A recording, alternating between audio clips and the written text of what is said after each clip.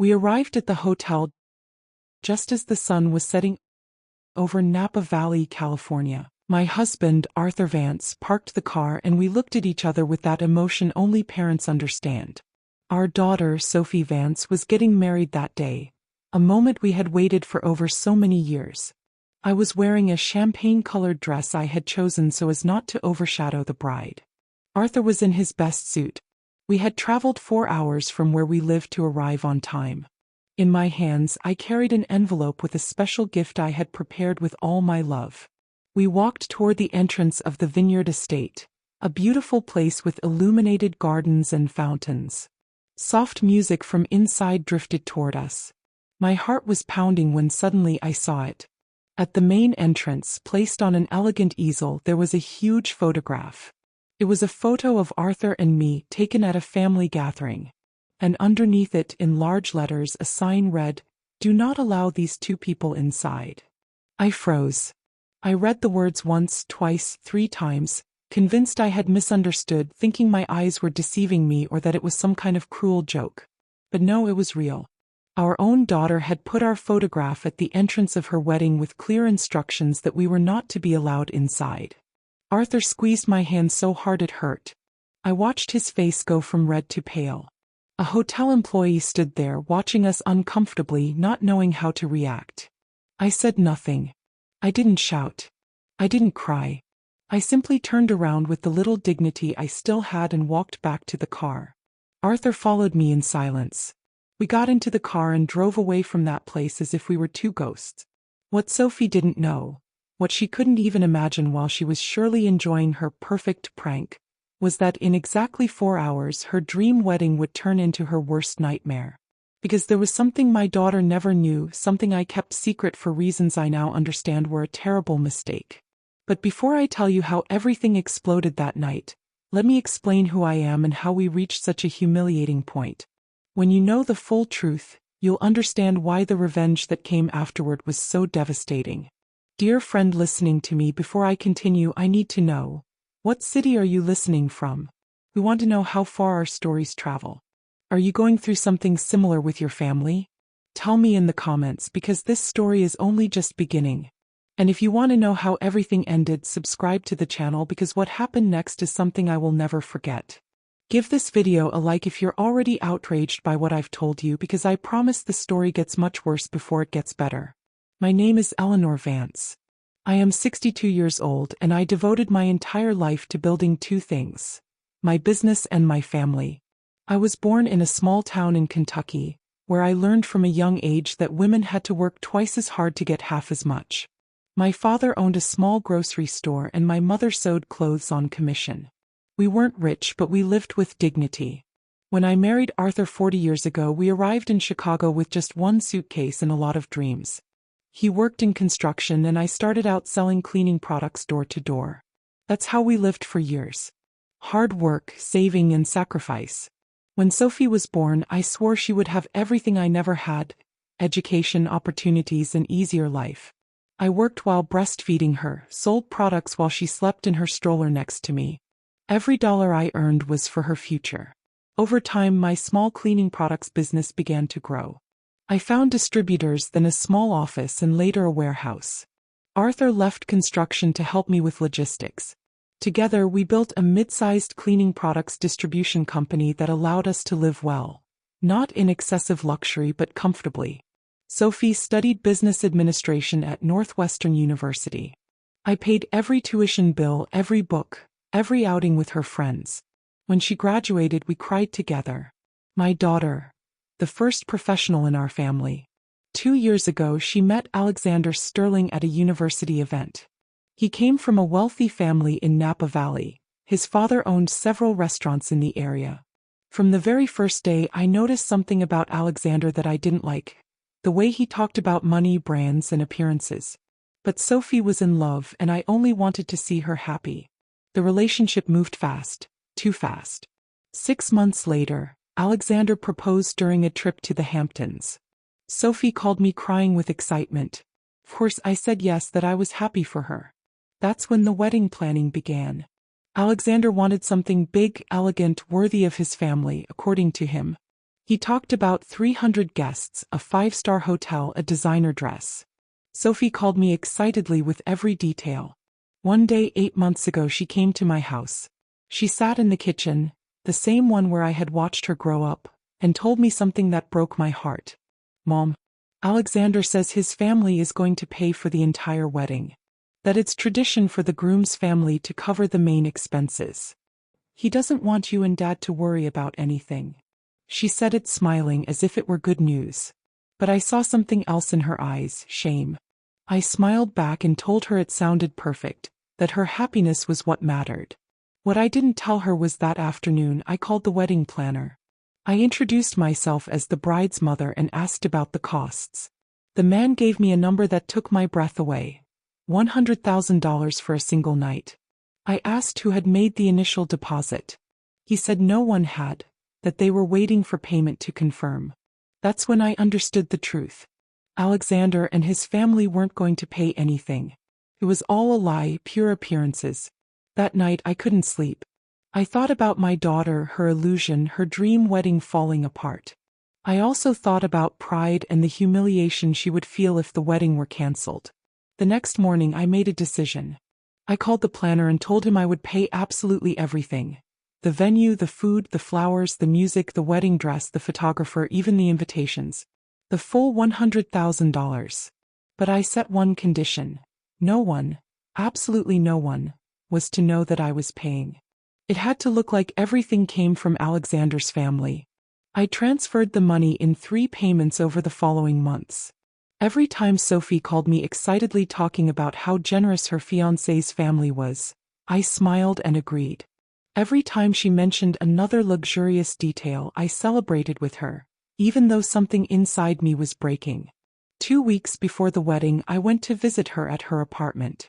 I needed to talk to her, to tell her the truth, to ask why I felt she was pushing us out of her life. I rang the bell. Alexander opened the door, and what I heard changed everything. He saw me standing there and his expression immediately shifted. There was irritation in his eyes, as if my presence bothered him. Eleanor, what a surprise. Sophie didn't tell me you were coming. I stepped inside Sophie's apartment. It was beautiful and modern in an expensive area of the city.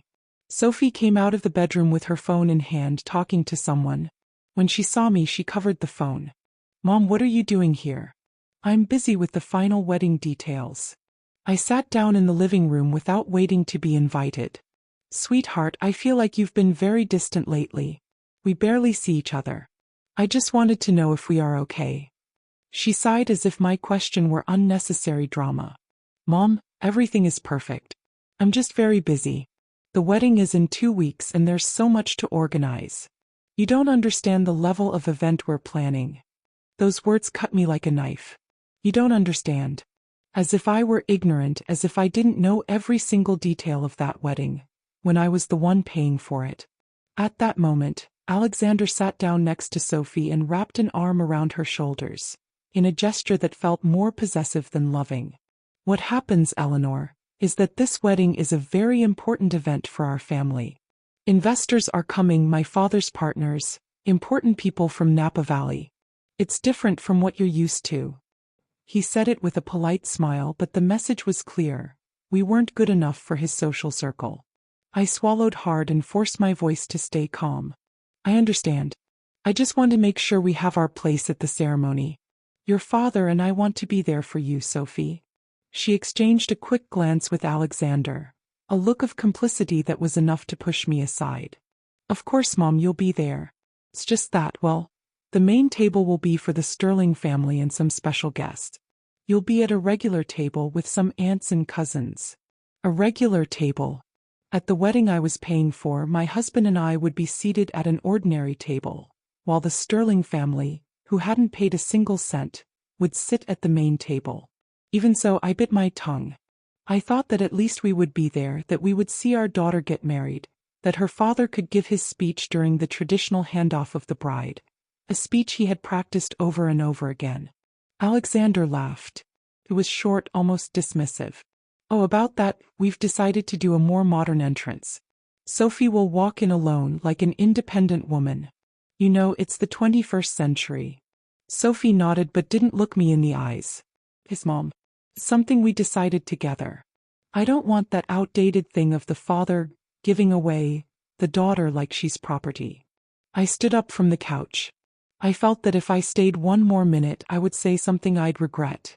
Or worse, I would cry in front of them, and I wasn't going to give them that satisfaction. All right, sweetheart. Whatever you want. It's your wedding. I left that apartment with my heart in pieces. In the elevator I couldn't hold it together anymore, and I let the tears fall. Arthur had been right from the beginning. He had seen what I refused to see. The days that followed were a silent nightmare. Sophie didn't call me once. I learned about the wedding details through her social media, where she posted photos of the preparations. Always with the Sterling family, smiling with them, posing with them, celebrating with them. 1 week before the wedding I did something I never thought I would do. I went to Facebook and looked at Alexander Sterling's profile. And there I found something that made my blood run cold. There was a post from 3 days earlier. A photo of him toasting with a glass of whiskey surrounded by his friends. Caption read, "Last week as a single man. Thanks to my old man for the wedding of the year. $100,000 well invested in the right woman. The Sterlings don't do things halfway." I read that post once, twice, 10 times. Alexander was taking credit for paying for the wedding. He was publicly claiming that his family had covered everything. He was lying shamelessly and boasting with my money. I took a screenshot of the post. Something inside me told me I was going to need it. 3 days later I got a call from Sophie. For a moment I thought she was finally reaching out, that she was going to tell me she missed me, that she wanted to see me before the wedding. "Mom, I need you to do me a favor." Her voice was cold and businesslike. There wasn't a trace of affection. "Of course, sweetheart. Whatever you need." Well, it turns out we're going to have a lot more guests than we expected.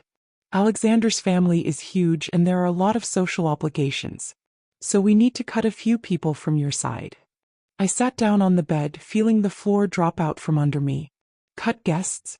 Yeah, look, we've already confirmed you and Dad, obviously, but do your brothers and their families really need to come? You haven't seen them in years. And some of the cousins you put on the list, honestly, I don't even know them. My brothers. The people who helped me when I arrived in the city with nothing. The ones who lent me money to start my business. The ones who watched Sophie when I had to work late. Sophie, they're your family. They watched you grow up. Mom, please don't make this harder. It's my wedding and I need it to be perfect. Alexander's guests are important for our future. I can't fill the venue with people who don't bring anything to the table. People who don't bring anything. That's how she spoke about her own family. Fine, Sophie. I'll let them know. I hung up and sat in the darkness of my bedroom for hours. That same night I called my brothers one by one and made up excuses. There was a problem with the venue. Not everyone would fit. I'm sorry. Hearing the disappointment in their voices broke me even more. 2 days before the wedding, Arthur and I drove to Napa Valley. We had booked a modest hotel near the Vineyard Estate. Sophie didn't even ask where we'd be staying. The night before the wedding I tried calling her 3 times. She didn't answer. I sent her a message. "Sweetheart, can we see each other tomorrow before the ceremony? I'd like to help you get ready." Her reply came 2 hours later. "Everything is organized with my bridesmaids and Alexander's family. I'll see you at the wedding." That night I didn't sleep.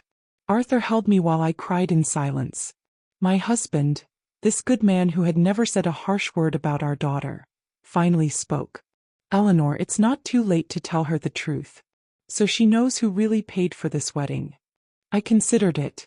I truly did. But part of me still had hope. Hope that when she saw me arrive, when she saw her mother there for her, something in her heart would remember everything we had been. How naive I was. Because the next day when we arrived at that venue dressed in our best clothes and carrying all our love as parents, the only thing we found was our photograph at the entrance with those devastating words. And there, in that moment of total humiliation, something inside me snapped for good. But something new also ignited. Something cold. Something calculating. If my daughter wanted a war, she was going to get one. But first I needed to know exactly what was really going on. Arthur drove back to the hotel in silence. I sat in the passenger seat, staring out the window without really seeing anything. My mind was a storm: humiliation, pain, rage, disbelief. When we reached the room, I sat on the bed and finally let it all out. I cried the way I hadn't cried in years. I cried for the daughter I had lost, for the years of sacrifice that suddenly meant nothing, for the foolish belief that love alone would be enough. Arthur knelt in front of me and took my hands. "Eleanor, listen to me. We're packing and we're going home. That girl doesn't deserve one more minute of your pain." But at that exact moment my phone rang. It was an unknown number from Napa Valley. I almost didn't answer, but something made me pick up. "Miss Vance," a young, nervous voice said. "Yes, this is she. My name is Danielle. I'm one of the event coordinators for tonight. I'm sorry for calling you. I know I shouldn't, but I need to speak with you about something urgent." My heart started pounding faster. "What's going on?" There was a long pause. I could hear her breathing hard. "Ma'am, I know you paid for this entire wedding. I have all the receipts with your name. My boss told me everything had to stay confidential, but what just happened at the entrance is unacceptable," she said. "I saw the whole scene from inside. I saw your photo with that horrible sign." I went ice cold. Someone else knew the truth. "Go on," I said. "About an hour ago, the bride and groom came in to check the final details. I accidentally overheard a conversation between them and the groom's mother. They were laughing about you and your husband. They said it was the best prank, that they'd finally gotten rid of the poor relatives from your side. They said now the wedding would be only for people at their level." I felt my blood boil. "There was more," Danielle swallowed. "Yes," the groom said, word for word. "My dad invested a fortune in this wedding. I'm not going to let it look cheap because of Sophie's family. And your daughter." Your daughter laughed and said, "They never did anything for me anyway. Let them stay in their little town." The pain I felt then was physical, like someone had driven a knife into my chest and twisted it. "Why are you telling me this, Danielle?"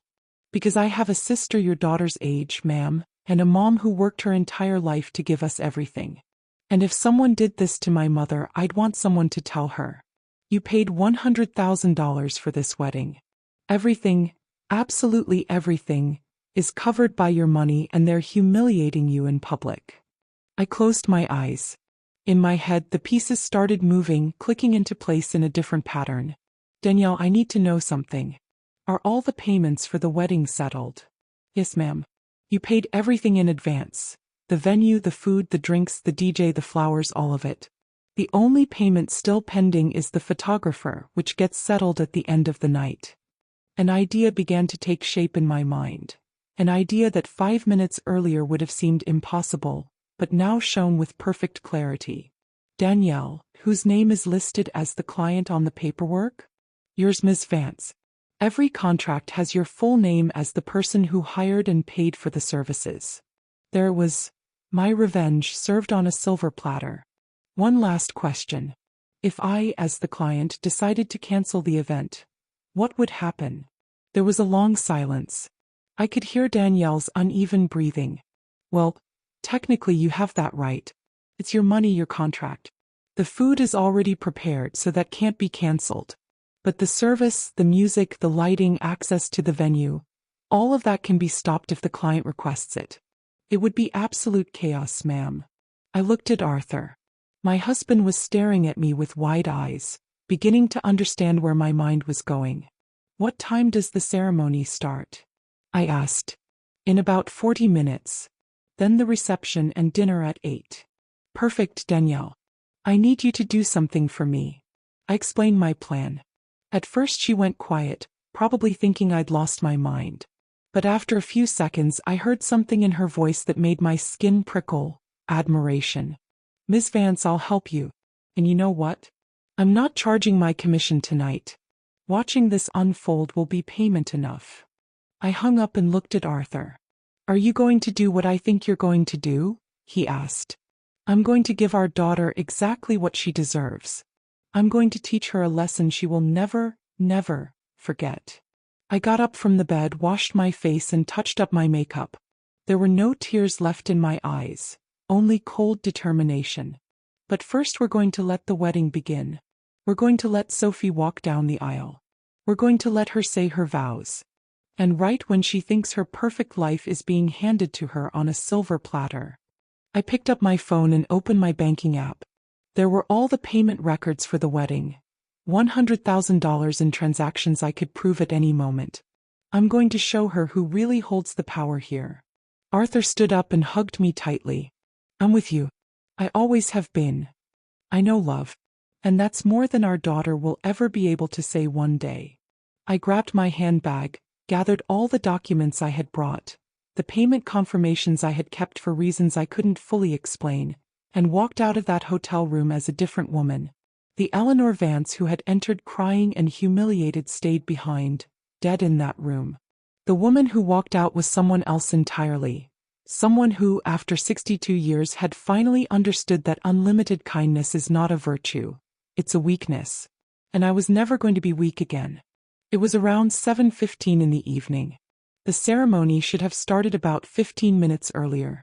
Sophie Vance would be standing at the altar, surrounded by 300 guests who believed Alexander Sterling's family had paid for everything. I dialed the number Danielle had given me, the direct line to the venue manager. Good evening. My name is Eleanor Vance, and I am the client for the event currently taking place in your main hall. I have proof of every payment I made, and I have very specific instructions for you. The manager cleared his throat nervously. Ms. Vance, of course I remember you from the contracts. How can I help you? I took a deep breath. There was no turning back now. I want you to cancel the service. All of it. Right now. There was a long silence. Ms. Vance, are you sure? The ceremony has already begun. There are 300 guests in the hall. This would cause a serious disruption. I'm completely sure. But listen carefully because I want this done in a very specific way. I explained my plan calmly with a coldness I didn't even know I possessed. The manager tried twice to convince me not to do it, but when I reminded him that I had paid every cent and had all the legal documents, his tone changed. Understood, Ms. Vance. It will be done exactly as you've instructed. I hung up and looked at Arthur. My husband wore an expression I had never seen before, half worry, half pride. Are you absolutely sure about this, Eleanor? I have never been more sure of anything in my life. I sat on the bed and opened my laptop. There were a few more things to prepare. I logged into my email and drafted a very precise message. I attached every payment confirmation, every bank transfer, every contract. The recipient was very specific. Mrs. Sterling, Alexander's mother. The woman Sophie described as so generous and refined. The email read, Dear Mrs. Sterling, my name is Eleanor Vance, the bride's mother. I would like to thank you for all your generosity regarding this wedding. Attached you will find some very interesting documents showing who actually paid $100,000 for this event. I hope you enjoy the evening. Respectfully, Eleanor Vance. I scheduled the email to be sent automatically in exactly 1 hour at 8:15 in the evening, right when everyone would be seated for dinner. But that wasn't all. I called my sister, Aunt Claire, the one who had been uninvited from the wedding. I told her everything, absolutely everything. When I finished, there was a long silence. Eleanor, that girl has no forgiveness. I know, sister. That's why I need you to do something for me. I asked her to contact all the relatives who had been excluded from the wedding and tell them the full truth. Not so they would go to the event, but so they would know exactly who Sophie was and what she had done. I want everyone to know that I paid for this wedding while she humiliated me. I want them to know the truth before she can make up some story to justify herself. Aunt Claire agreed without hesitation. Then I did something else. Something that hurt but that I knew was necessary. I opened my digital will, the one kept with the lawyer, and drafted a formal amendment. Sophie was completely removed from my inheritance. Everything, the company I had built with so much effort, the properties, the savings, everything would go to Arthur and afterward to charity. My daughter would not receive a single cent of what I had worked for my entire life. I sent the document to the lawyer with instructions to formalize it the following Monday. I checked the time. It was 7:30. By then the ceremony should have been ending. Sophie would have said her vows. She would have kissed Alexander. They would be taking photos, receiving congratulations, convinced their perfect life had just begun. Then I received a text from Danielle. They're doing the family photos. The bride looks very happy. Alexander's family is showing off to all the guests, she added in another message. When you say the word, we make the move. I replied, wait until everyone is seated for dinner. I want the room full, everyone comfortable, the first course already served. Then let me know. Arthur brought me a glass of water. How do you feel? He asked. Strangely calm, I replied. It was as if all the pain of those months, of all those humiliations, finally had a purpose. I stood in front of the hotel mirror.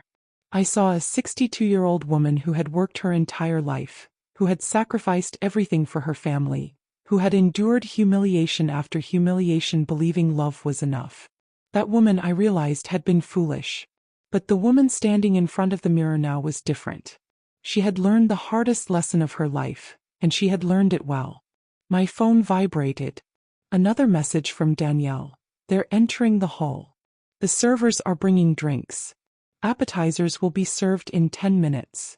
Perfect, I thought. Wait for my signal, I replied. Arthur came up behind me and rested his hands on my shoulders. We can still leave, love, he said softly. We can leave all this behind and just go home. I looked at him through the mirror. Forget it. Forget that our own daughter put our photograph at the entrance, banning us from the wedding we paid for. Forget how she laughed at us with her new family. Forget how she called us poor. Arthur sighed. No, I suppose not, he admitted. I suppose there are things you can't forget. Things that need justice. It's not revenge, Arthur, I said. It's justice. It's teaching her that actions have consequences. That you can't humiliate the people who love you and expect nothing to happen. My phone vibrated again. The appetizers have been served. Everyone is eating. The bride and groom are at the head table toasting. It's the perfect moment. I took a deep breath. There was no turning back. I dialed the hotel manager's number. Mr. Perkins, this is Eleanor Vance. It's time. Do exactly what we discussed. Understood, ma'am. We'll proceed immediately, he replied. I hung up and sat on the bed. Arthur sat beside me and took my hand. How long do you think it'll take? He asked. Danielle says about 5 minutes for the manager to reach the hall and speak to them. Another 5 minutes for them to understand what's happening, and I didn't finish the thought. My phone vibrated again. It wasn't words. It was a photo. The image showed the event hall from a distance. Beautiful, full of elegantly dressed guests, perfectly set tables, flawless lighting, spectacular flowers. In the center, at the head table, was Sophie in her pristine white dress, laughing, completely unaware of what was about to happen. I saved the photo. I knew I would need it later. To remember that moment, to remember the last time my daughter was happy, without consequences. Because in exactly 3 minutes her perfect world would collapse and I would be there, even from afar, to witness every second of her fall. Another message from Danielle. The manager just entered the hall. He's heading toward the head table. Sophie is looking at him, she seems confused. I closed my eyes. I could picture the scene with absolute clarity. The manager in his impeccable suit walking between tables packed with guests, approaching the newlyweds' table. Sophie smiling, perhaps thinking he was coming to congratulate them, with no idea her nightmare had just begun.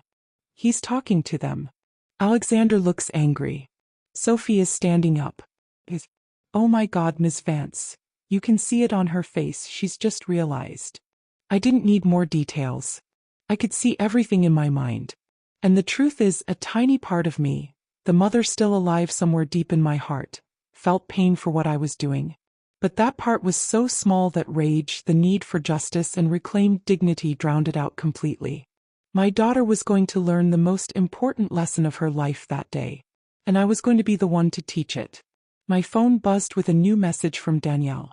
Ma'am, it's chaos. The manager is explaining that all services have been cancelled. Sophie is screaming. Alexander is trying to talk to the manager, but he's showing them the contracts. All the guests are watching. It's unbelievable.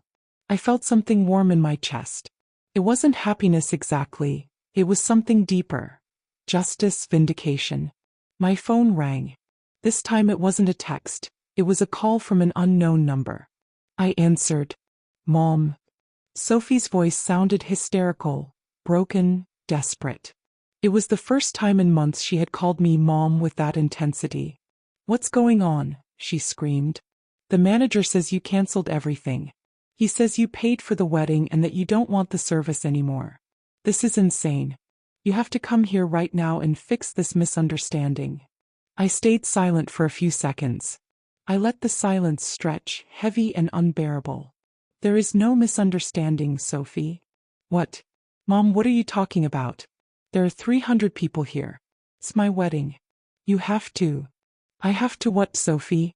Keep letting you humiliate me? Keep paying for your life while you treat me like garbage. I could hear her frantic breathing on the other end.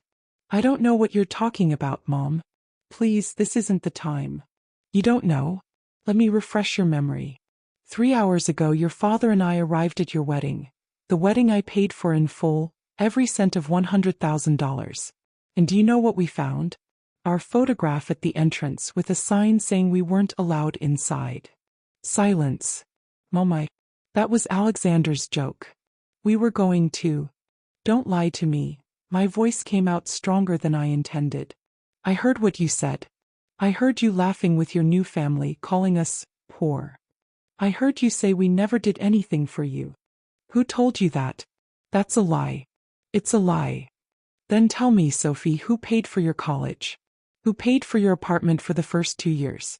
Who paid for your trip to Europe with your friends? And tell me who paid every single cent of this wedding while you gave the credit to Alexander's family? Another silence. I could hear voices in the background, murmurs, the sound of chaos. Mom, can we talk about this later?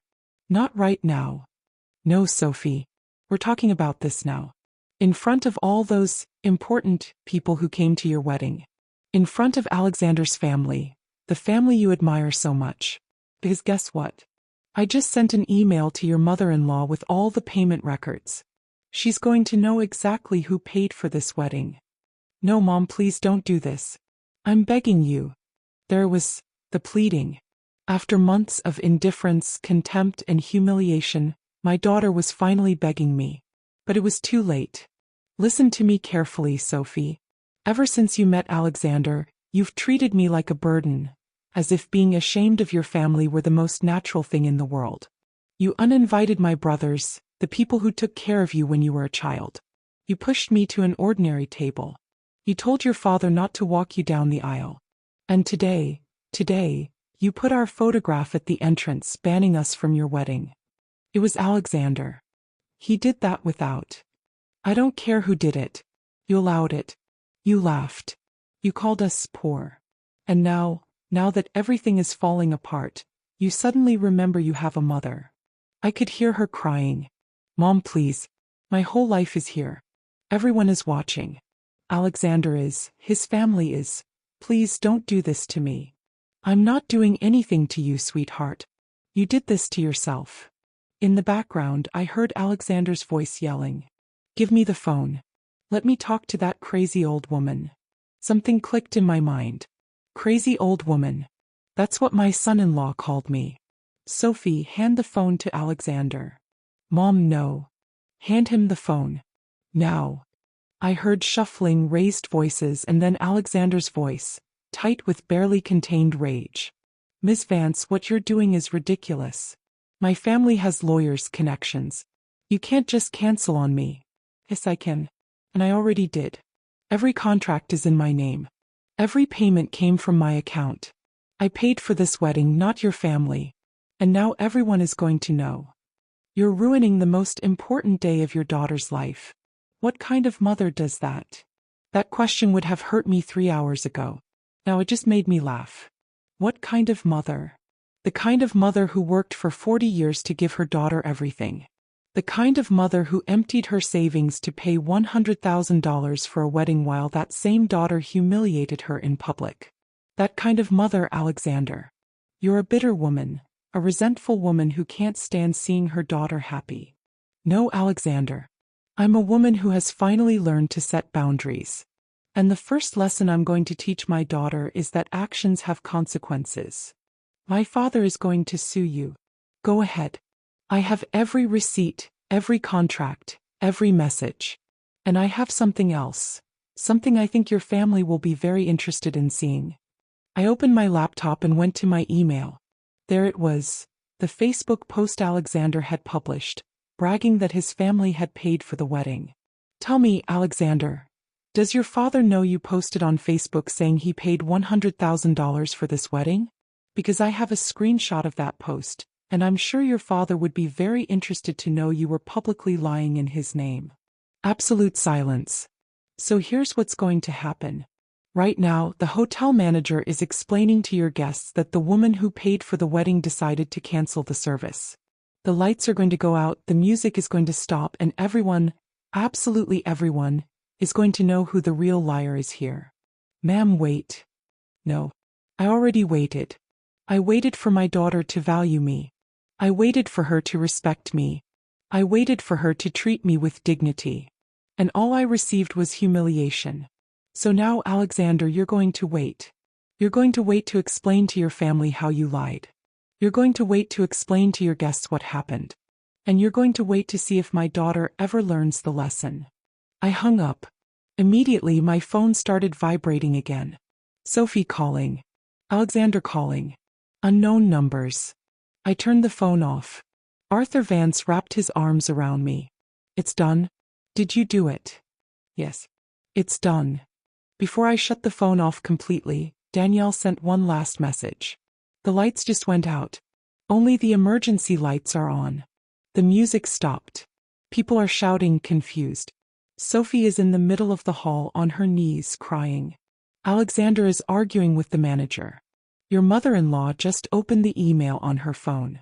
Several relatives are surrounding her. Ms. Vance, this is historic.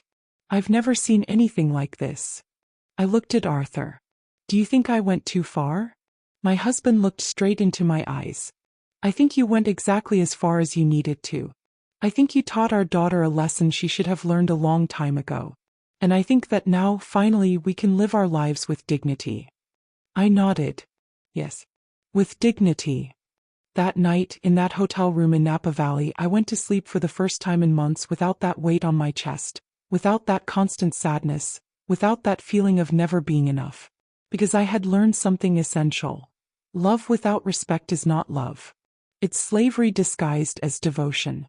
And I was never going to be anyone's slave again, not even my own daughter's.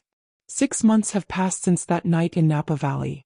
6 months since my daughter learned the hardest lesson of her life in front of 300 witnesses.